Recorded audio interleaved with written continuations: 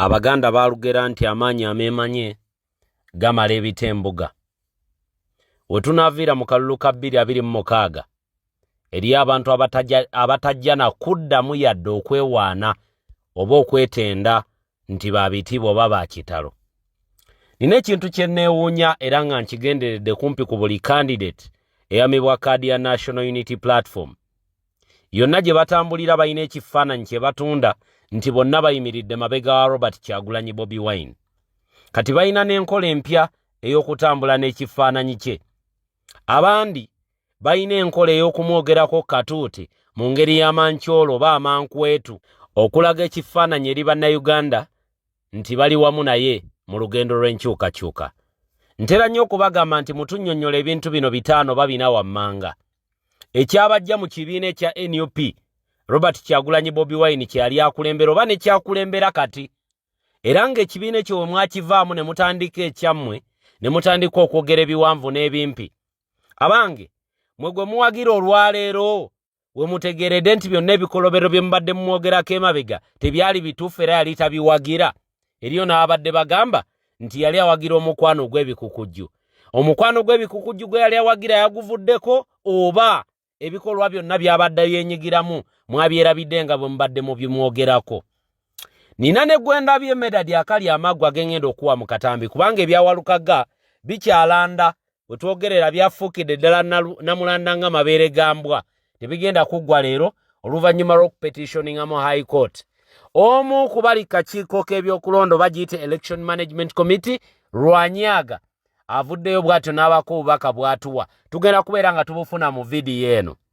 Mu vidiyo yemu tugenda kufuna ebigambo bya Medadi akali amaggwa byagenda agamba abantu. Kyenva ntandikidde mu bigambo nti amaanyi ameemanye gamala ebitembuga. Yali badde candidate mulungi era NUP yali badde muwa ne kaadi naye okwemanya n'okulaga abantu ekifaananyi nti bo tebagwanidde gwagwanidde kye kimu ku byaleetera abamu ba eriiti bano okulabika nti bafiirwa ebifo byabwe. Abangi ku bo nga bafiirwa ebifo olw'okubeera nti beekobaana era ne bakolagana bulungi ne mwami Tibahabulwa mu kifo ky'okukolagana obulungi okununula bannayuganda abali mu buddu mu ggwanga lyabwe.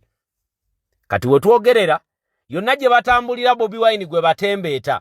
Omwami ono okumanyanga kati yeefuula nti nno abatagenderedde ekifaananyi kya Bobi Wine kubeerawo ku buli laaleeye naye nga yennyini atambula nakyo yamuvujjirira era ne ku mamotoka ge oba konvoyi ye kwatambulira bw'atuuka mu bantu n'abalaga nti nno omuvubuka ono atambudde n'ekifaananyi kinannyumidde. Kumbe yabaamutumye era yabaakimuwadde n'okimuwa atambule nakyo yonna gy'aba agenda.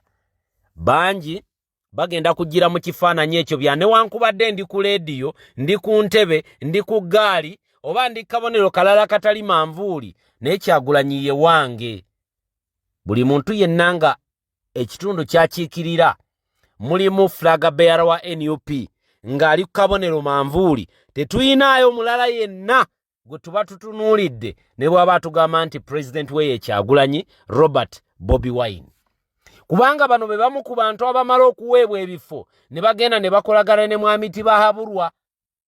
Bw'abanga yayita mu mitendera gy'ekibiina egya vetting n'amala n'awakanya ebyava mu nkola y'ekibiina akakiiko ka Election Management Committee, then omuntu oyo atugamba atya nti yajeemera bakama be era kaakati leero bakama be mbu akyabaagala ng'ate yeefudde kyewaggula. Katandike ne vidiyo ya Medadi akali amaggwa katono bano abaamimba bawa mubayige mubamanye baleme kubalimbalima nti bali wamu nammwe. Bwe buno obumu ku bubinja obukumiddewo bwannakyemalira mu ggwanga lino nga bo omulimu gwabwe omutongole gwa kulimbalimba bannayuganda na babika kakookolo nti tuli wamu nammwe naye nga bwe badde eri bakolera mu mpembe. Era ne mu bbagiro ly'amateeka n'emivuyo gyenyigiddwamu nnakyemalira ogenda okugenderera ng'obubinja buno mwe buli. Kati nalabye edda Mpuuga ng'agamba mbuno yatulabula dda ku electoral reform. Ani yakugaana oleeta biiru yo mu parliament electoral reform? Ani yakugaana? Ye bwe wagireeta ki ekyaddirira? Leero oli mu kunenya Loopu Jowero ye yakugaana okuleeta tteeka lyo lye wali oleeta ya electoral reform. Ekirala amateeka agaliwo gagaanye oweebwa ekitiibwa. Amapya g'ogenda okubaga ge gagenda oweebwa ekitiibwa nga n'amakadde gagaanye. Abaana olina batono bakulemye okulabirira nti ate Mukama nnyongera abalala bonampa abalala nabo nja kubalabirira nga ne bano boyina bakulemye. Amateeka rule of law mu Uganda egaanye okuweebwa ekitiibwa nti ate tubaga amateeka amalala nga n'agaliwo galemeddwa okuweebwa ekitiibwa. Katuve mu vidiyo eno katono nkomawo. Bamaze okuggalirwa basibi akati abo mukomera gye bali banalabirira famire zaabwe. Lwaki okola ekikolwa ekyettima ku muliraanwa wo kulonda okugenda okuggwa mu mwezi gumu gw'ogenda okusigala naye oyagala osigale nga olina nkolagana ki naye olina eddembe obutampagira kubanga omwoyo takuluŋŋamizza ebyewammwe bikusudde mu nsobi obutampagira fine. Abamu ebyewaabwe byabeetimba bajja n'ebyewaabwe ku kibuga kubanga bannaye ku byenkoze ku kyendi bakuteerawo batya Sseggona n'ogamba ogenda kulonda Kiyimba. Okuteerawo batya Sseggona Katonda akuwadde ekirungi n'ogamba ogenda kulonda Magoola. Magoola baddaye tulabi kale babasazeewo kunjoga asimbeko abantuntu kale bajja kifuba nga bakizza munda. Singa tubadde mu constituency ezewala eyeyeyo kugamba kale newa nebusiro nojo nsimbako Kiyimba nsimbako Magoola. Olunaku lwakulonda 15 January lwakulonda si lwakulonderera londa lumu. Nolwekyo mikwano gyange munnonde omukono njagala kumwebaza yazze n'ekifaananyi kya president gwe tuwagira nono mumuwa akalulu.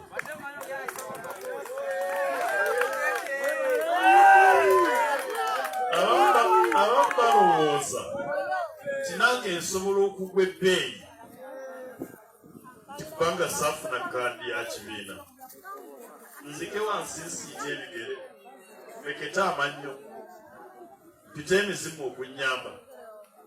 Ali naddala mu kiseera kino ng'ekibiina kyange flag bearer bamugyemu olw'empapula.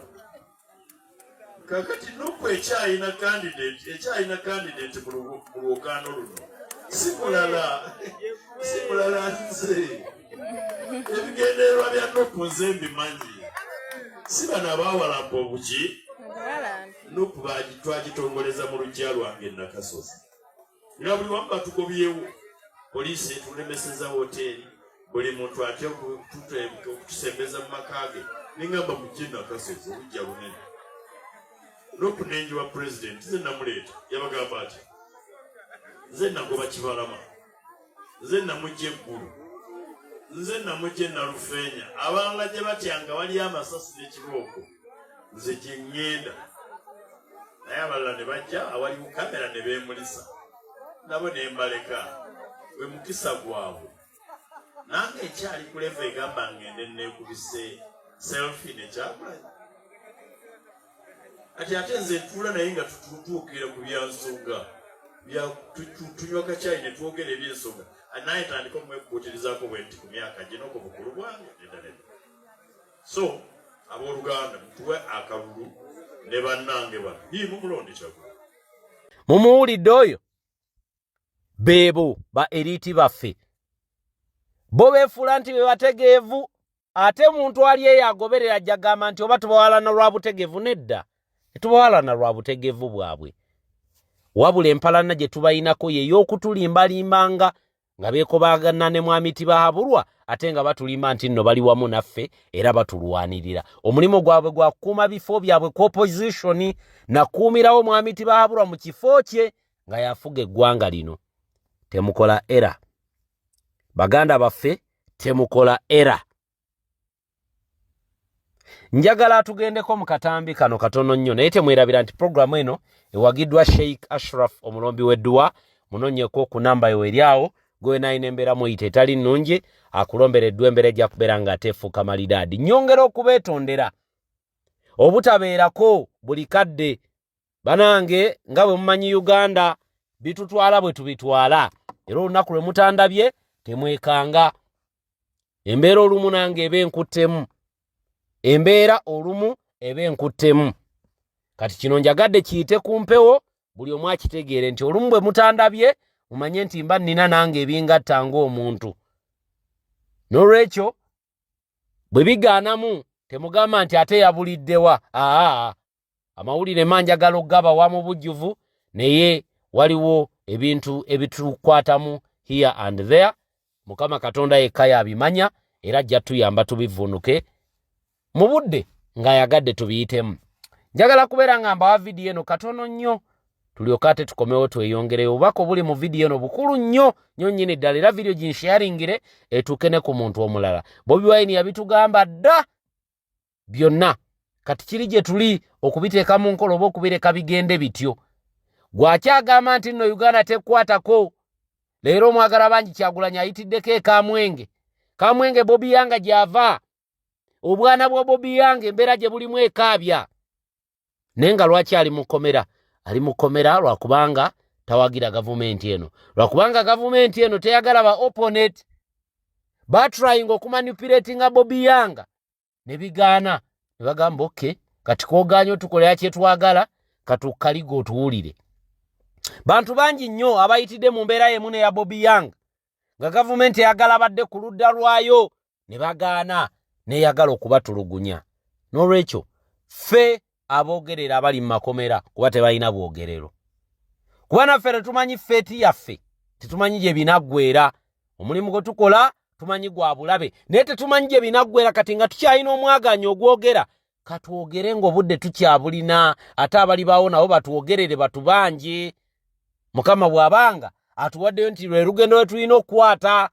Katuveeko mu vidiyo eno nkomewo, ate tukomewo n'ebyawalukagga engeri gye bitambuddemu nga bitugambibwa omu ku bali ku Election Management Committee eya National Unity Platform.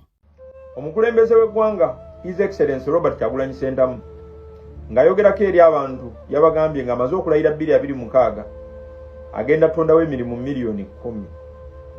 Abatamanyi bintu bino, abali completely disconnected from reality and the digital world we are living in, bawakanye era bagambye tekisoboka nga bakirireetinga ku Uganda nga bw'eri ensi enjavu bw'atalina wagenda tondawo mirimu gino lwa nsonga ensi enjavu terina ssente. Nzikiriza nkutwaleko mu nsi enjavu engeri gyesasulamu bwana mukulu eyaremera mu overstay, omusama eyayita mu overstay n'amaliriza nga ebintu bye bya kibuli bya kifuba. Omwaka gumu oba mu financial year ekubiddwa omugongo, omusama eyaremera mu overstay oba ali mu overstay, ensi enjavu yamusasanyizaako trillion emu n'obuwumbi 365 1.365 billions. Ekitegeeza nti mu mwezi gumu oba buli mwezi ensi enjavu nga Uganda esasula omuntu eyetaaga okubeera deported omwezi miliyoni 3.5. Yensi yemu esobola okumuwa biliyoni 113 mu obukadde 705 buli mwezi.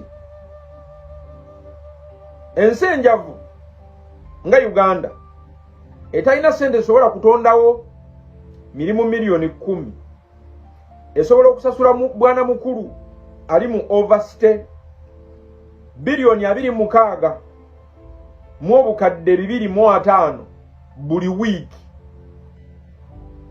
Ensi yemu enjavu gy'otunulako eya Uganda esobola okusasula mukadde waffe eyaremera ku kyeyo biliyoni 3 mu obukadde 739 mu emitwalo 72 mu 627 buli lunaku, ng'eziwa bwana mukulu eyagaana okulekulira ekyeyo. Ensi yemu enjavu eyaffe eya Uganda, bwana mukulu buli ssaawa eyitawo esobola bulungi nnyo okumusasula $155,000 mu emitwalo 822,751 njogera ku nsi enjavu eya Uganda etasobola kuliyetinga mirimu $10,000,000 mu myaka 5 nga buli ddakiika eyitawo esobola okusasula munnaffe yalemera mu overstay $2,000,000 mu emitwalo 5,947 buli ddakiika. Njogera ku nsi enjavu esasula munnaffe omusama eyayita mu nnaku ze ez'okubeera mu ggwanga lyattu erya Uganda esobola okumusasula emitwalo 4,324 buli sekendi. Eyo yensi enjavu. Omwaka ng'ogugasse ye $1,000,000,000 mu emitwalo mu obuwumbi 365. Kitegeeza mu bufunze kwotinga nti bwana mukulu eyalemera mu overstay akozesa $3 mu obukadde 739 mu emitwalo 72,600 mu 2027. Katukwatamu awo Uganda ng'ensi omuli bwana mukulu eyagaana okudda ewaabwobwe eyina National Referral Hospitals 4 bwe mbanga siri mistaken osobola okumpabula. Mulago nga yenkulu esinga okuba ennene ekola ennyo mu kutiikinga n'okukola kyosobola okuyita tertiary care.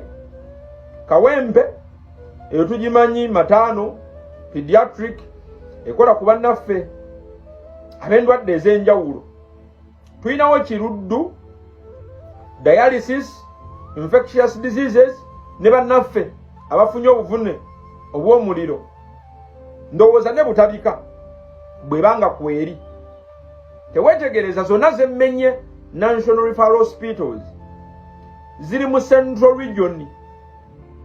Abasigadde bayina Simply Region. Kankuyambeko. Mutabani wa Mukulwa Mbu yaweebwa obutwa omwezi guno gwe tukubye emabega. Yalina okubeera airlifted okuva eteeso bamuleete e Kampala afune treatment emulago. Kati kankuyambeko okusinziira ku standard estimation eddwaliro eriri ku national referral level lisobola okumalawo wakati w'obuwumbi 405. Ng'amba eddwaliro eriri ku standard eya National Referral Hospital. Njogera nti eddwaliro ekika kino libeera tubaliddeko infrastructure, specialized equipment ne full staffing. Lwafule tubale $405 ku buli ddwaliro. Kati nze kankubalireko amalwaliro 3 agali national nga tusobola okugateeka mu regions 3 ezitayina: Western, Northern ne Eastern. Buli ddwaliro senga libeera lyakutwala $405 tubeera tutunuulidde just $1 nga n'obuwumbi 300 oba 400. Naye nga tebwerabira tulina munnaffe yalemera mu overstay nga tumusaasanyizaako $1 n'obukadde 300 n'obuwumbi 365 omwaka. Eyo yensi enjavu gye bagamba mbu ssente zaayo tezisobola kukozesebwa creatinga mirimu mitwalo 10. Wuliriza, ngenda kudda wano nkutemere butya ffe ba option bwe tugenda okukulyetingira emirimu miliyoni 10 mu myaka 5 egisooka. Nalabye abatamanyi bangi just nga bafunye obuzindaalo balina opportunity okwogera baweeyinga ekintu ekiri completely simple, ekiri so simple bakitwala okuba nti kizibu. Vidiyo eggwa bweti, ensi mwe tuva sinjavu. We know a broke country. Nkudiremu, we know a broke country. Tuli nsi ngagga, wabula tuli nsi ngagga etamanyi kukozesa bugagga bwayo, eyatuulwako buhayina obunyuunyunsi bumusoke obulya bwokka ne bupika obubuto. Mpulirizaamu, mpulira bangi nga bagamba ono ng'afuuse omukulembeze akole kino akole ki. Nowanda nze tondaba nnyo ng'ambi nnyo mu kya manifesto, kuba mmanyi ekintu kimu ekitereeza buli nsi nedda mu layini kiri ekya kye bayita will ne rule of law. Wiiru y'omuntu okukakasa nti ekisuusiza ensi ez'enjawulo rule of law ng'agiina omuntu asobola okutuukiriza rule of law atattira muntu ku liiso ne bw'aba yatandika naye. Ekyo kyokka kyekitereeza buli nsi tebakulya ssente. Ne bw'obeera ne manifestos nga nnungi zitya nga munnaffe ali mu overstay yayina 10-point program, ekizitta zonna bw'obanga tosobola kuteekesa rule of law mu nkola n'omaliriza ng'odigeneratinze ng'ogenze ku rule by law wola nyekomye wano twese. Butereevu obubaka obubadde mu vidiyo eyo bubadde loud and clear. Nyongera okubagumya bannayuganda nti mwami tibahabulwa tumuyina mu 5 bwe tuti tebakulimba kubanga buli international body tugirina, buli kitongole kyonna tukirina mu 5.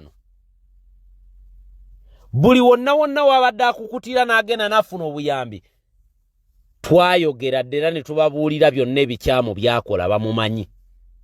N'abo babadde alimbalimba bonna kati bamutegeera.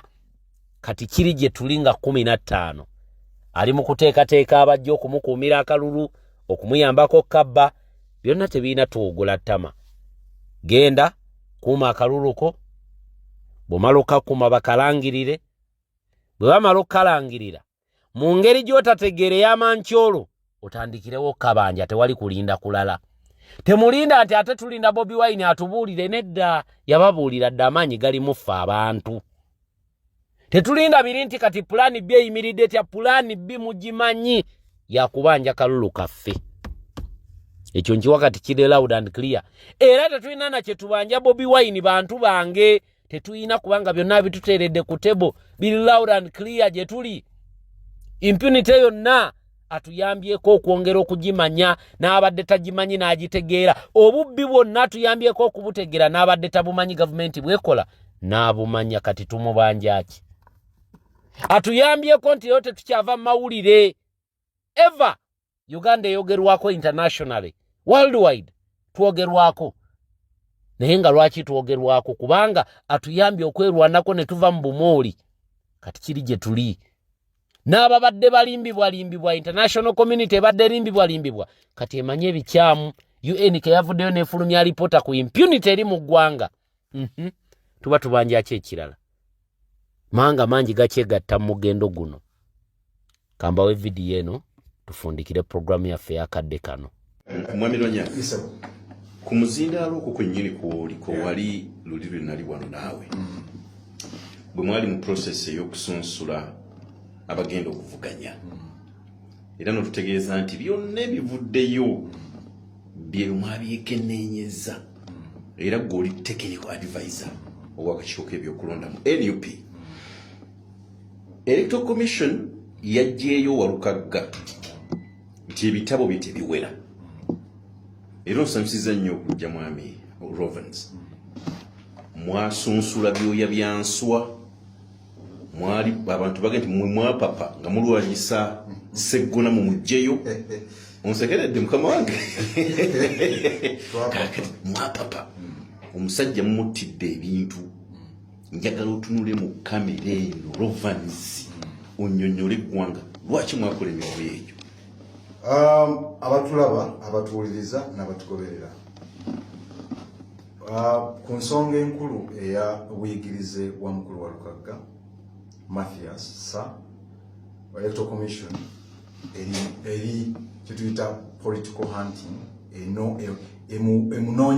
emutambuliddeko mu mbeera zetandikoze lwaki omukulu wa Lukagga ku biwandiiko bye byalina yatuwanga akakiiko k'ebyokulonda ak'ekibiina nga 12 nga yagenda n'akola kye bayita aptitude test eyo ekuyingiza ogenda okole degree diploma mu kusoma okw'obukulu bamala ogikola ne bagimuwa ng'egwako nga 11 yalegwako nga 12 omwezi ogwokutaano 2025 baba bagimuwa 2023 kaba yagikola neraga nti agiise era ayitira ebitundu 54 ku buli 10 bimukkiriza okweyongerayo naye ng'egwako ne bakitako ka expire nti egwako nga 12 omwezi ogwokutaano 2025 guno gwe tulimu gwennyini ogwokutaano Mei omusomi oyo y'omu n'agenda mu kakiiko ke tuyita National Council for Higher Education kubanga ebintu byonna omuntu by'aba asomye nga tebyenkanankana na senior 6 abikwetinga oba byenkanyankanya byenkane senior 6 ebeera National Council for Higher Education okusinziira mu Parliamentary Elections Act bwe yagenda nga 11 omwezi ogwokutaano National Council for Higher Education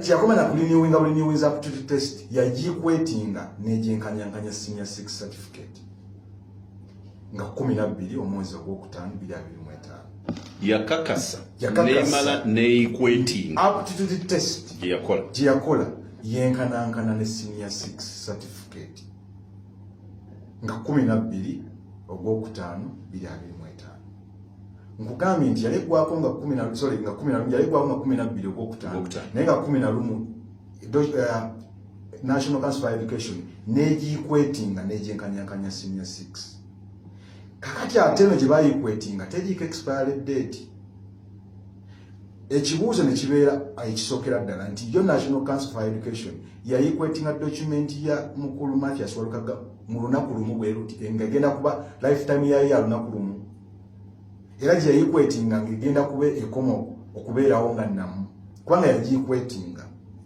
ekyo nga nkivuddeko ffe bwe tumala ogifuna ng'ab'ebyokulonda ab'ekibiina internal party EMC nga gy'omusabye ng'agenda okwesimbawo ku parliamentary level ng'agijje mu institution eri mandated okwenkanyankanya obuyigirize bw'omuntu yenna ayagala okwesimbawo kweyo requirement eyenkana senior 6 nga National Council gyemuwadde gwe ow'ekibiina gwe EMC oba tokyayina mandate ewakanya ekyo kubanga ayikwetinga gwe bakwasa obuvunaanyizibwa mu ggwanga National Council for Higher Education yagikuwadde okumuuzako n'okunoonyerezaako kukoma kubuuza ddala tagijje ku NASA nti ye agijje mu National Council for Higher Education agisayinize secretary nti ye therefore aqualifyinga ogenda mu process kakati waba aqualifyinga ogenda mu process eyo gyagenze biki byagenda okusangayo nga 21 June 2025 Electoral Commission nefulumya zituyita guidelines nezuwa abegwanyiza okwesimbawo ku bifo ebyenjawulo ne ku mitendera egy'enjawulo naffe ebibiina netuwaako ng'esaba bino wammanga nti buli muntu agenda okwesimbawo nga empapula zo ozikwetinza oba ezenkanyankanyiza wasomera bweru wasomera mu nsi za njawulo byewasoma byetaaga okuba nga bijjizibwa wano byenkanekane senior 6 oba byenkane degree oba byenkane diploma whatever sala amagezi ng'obitwala bikwetinge naye bumala obikwetinga ne byenkanankana ne senior 6 oba ne document gy'oyagala bituleetere ffe Electoral Commission eyamukulu byabagamba to establish ddala nti olina obuyigirize ekyo ng'olina okukikola emyezi 2 before nomination ontegedde ampuliza goberera nnyo ontegedde nti nga tonnaba kutuuka kwesima kubanga akawaayiro bwe kagamba akali mu Parliamentary Election Act establishing academic documents kwaba abazeetaagisa era balina okuziwaayo balina okusi Parliamentary Commission emyezi 2 ng'okwewanisa kunnatuuka omukulu gwe bali mu kuhontinga kati bakingamba nti bamuhontinga n'akikola n'aziwaayo emyezi emeka 2 ngako ateekateeka okwesimbawo fene tumanya nti tulina candidate aqualifyinze kubanga ne Electoral Commission establishment y'empapulazi agitaddeyo okusinziira kawaayiro akabyabakama keyateekawo nti tojja kujja kunaku lwa kunominatinga otuleetera empapula ezayikwettingiddwa National Council for Higher Education nga 23 ogw'ekkumi oba 22 ogw'ekkumi kikole mu myezi 2 otuwa obudde ng'Electoral Commission okakasiza ddala nti kyotuwadde kiri authentic kituufu abakikwetinze beebo ne twebuuza byabaka bamuwa certificate mu myezi 2 lwaki yalinze petition ejja ate nagamba kyenakola kyali kikyamu nga ye kiyakoze oba kyakola kuhontinga okuhontinga otegeeza ki ali muku wali kibaita persecution ne prosecution kati bali kubonyabonya muntu eyesimbyewo oba yangi persecution yangi esimbyewo nga talina musango niyo olw'okwagala okwonona eyo ekyo ekitiibwa kye n'ekibiina kikiba mu myezi 2 mwami Rovans Electoral Commission yali esuubirwa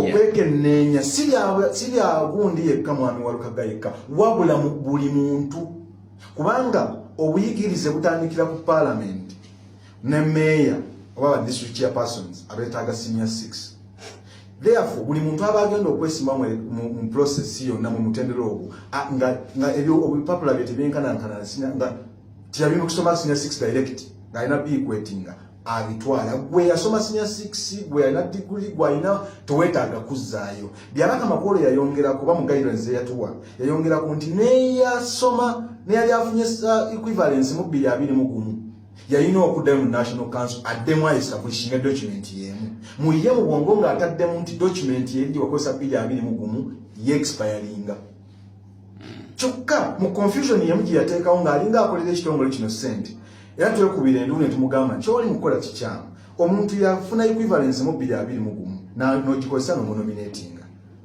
talina kyayongedde kuba yagamba nti abongeddeko obuyigiriza emyaka gino 5 mu eyo document teweetaaga ate kuddayo wabula ate ne gyewakozesa oliddayo gikwetinge bw'ogenda mu equation oba okunoonya equivalence eri mu National Council for Education ku system yaabwe kuliko emitwalo 25 ku 3 ku 6 naye bw'otuuka ate mu process nga bakukolera payment bakola million 2 eno document eno ya equivalence costinga 2 million million meka 2 n'okyalina okunoonya 3 z'ogenda okukozesa nomination kati okola otya okubanga omaze okukwetinga document ku million 2 n'ogiwa byabakama myezi 2 aina atuka nagamba nti ate sintuufu ng'ate yennyini yakutulisiza mu process ekolaki enominating ate nga national body emaze okwishuinga era EAC eya national neweewa document eyo mu myezi egyo 2 okuva ogw'omukaaga ogw'omusanvu ogw'omunaana ogw'omwenda nebanga ddala mutuufu eyina document z'abagenda okwesimbawo bonna mu Parliament olwabwe twogera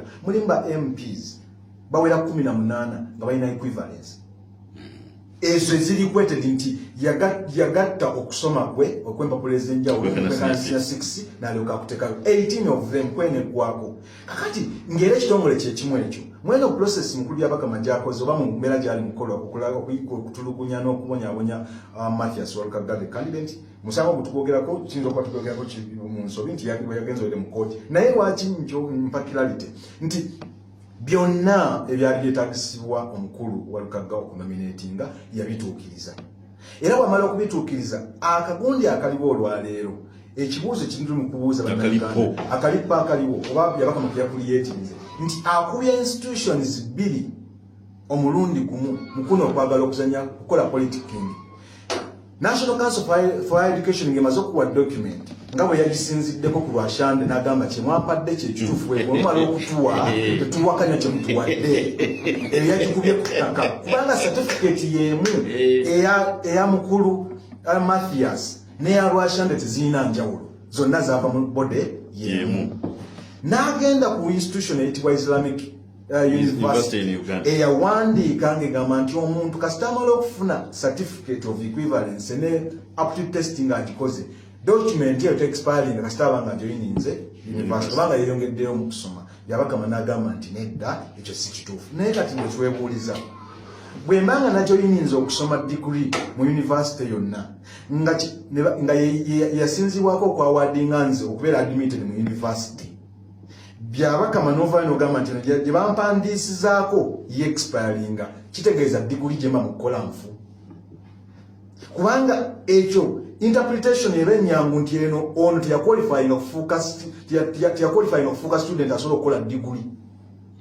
kasita yabakama agamba nti eno equivalence gye yakozesa okuba admitted ku university teyenkana senior 6 ate ng'akola degree aba akubye institution yonna kyongera nti akubye ali mu kugezaako okutta integrity ya institutions mmeka 2 university n'eno ennyini awarding okusoma kw'abantu ekyebuzibwa ekyokulala nti obuyigirize bw'omuntu ono amaze emyaka 2 eno document jaga nti expiringa mu gino emyaka 2 gye bagimuweerako ate bode yemu neginewinga ng'egikwetinga okwenkanankana bwabadde buvunaanyizibwa bwa electoral commission okugamba nti enteyenkanankana neeri mmwe gye mwayikwetinga ate nga boy gye balina okukola consultation document eno gye mwatuwadde yenkanankana ne senior 6 kati mu gye tugenda mu maaso bagenda kuba babuuzaninga olwedde kye babawadde bakiwakanyiza ku candidate omu oba ontegeera bannayuganda abo balina okutandika okwebuuza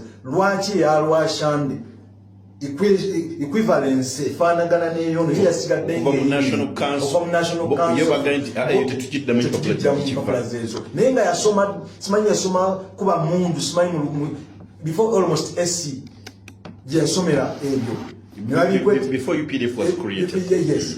Yewe yamala okubisoma ono najja nakola because certificate yange gye nakola oba bwe nali nkola ebigezo ebya nakola ebya senior 6 bye natuula gye babitwala mu UNEB ne babigolola basanga nga qualifying okufuuka omuntu amazeeko award ya senior 6 nti emyaka egyo n'ebiri gye mmaze nga nsoma nakola ebibuuzo banziriza certificate eraga nti elevo ogitudde era bino biwakola kati mukulu wa Lukagga n'akola ebibuuzo ebyo ne babitwala ne babigolola ne bamuddiza ekyo ekyenkanankana ne certificate ya senior 6 national council nekikonfaminga then who is electoral commission ogamba nti bayikwetinga tekyenkanankana nga gye yakijja bode teyakijja ku NASA yakijja ku bode eri mandated to produce that.